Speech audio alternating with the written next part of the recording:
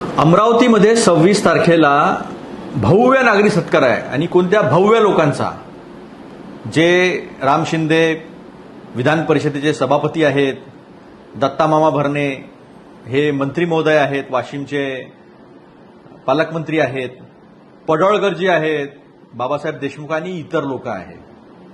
आणि ते कुठे आहे? छत्रपती शिवाजी महाराज सभागृहात. लाज वाटत नाही? महाराष्ट्रातले सुद्धा 6 लोक पहलगामच्या अतिरेकी हल्ल्यामध्ये मृत पावलेले आहेत आणि त्यांच्या अजून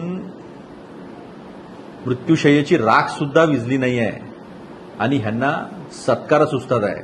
हार तुरे फुलं घेणं सुचत आहेत. काय हो मोदी साहेब, काय हो फडणवीस साहेब, ही आहे का संस्कृती?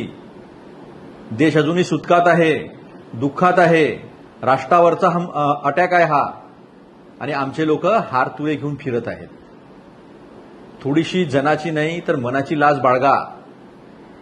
संविधानिक पदावर बसलेले आहात आपण, सभापती आहात विधान परिषदेचे, कायदे मंडळाचे प्रमुख आहात आपण, आणि अशा परिस्थितीत 26 तारखेला आपण जर नागरी सत्कार घेत असाल आणि तोही छत्रपती शिवाजी महाराजांच्या सभागृहात, काय विचार करत असतील छत्रपती शिवाजी महाराज? काय म्हटलं असतं जर अहिल्यादेवी होळकर आज राहिल्या असत्या तर? आपली नाही, कमीत कमी छत्रपती शिवाजी महाराज, राजमाता अहिल्यादेवी होळकर यांचा तरी विचार करायला पाहिजे नव्हता? करा, घ्या, सत्कार घ्या, जनता बघत आहे. फुलं घ्या, हार घ्या, नागरी सत्कार करा.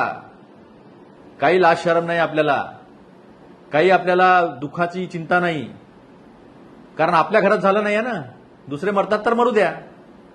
हाच संदेश जो आहे तो याच्यातून चालला आहे.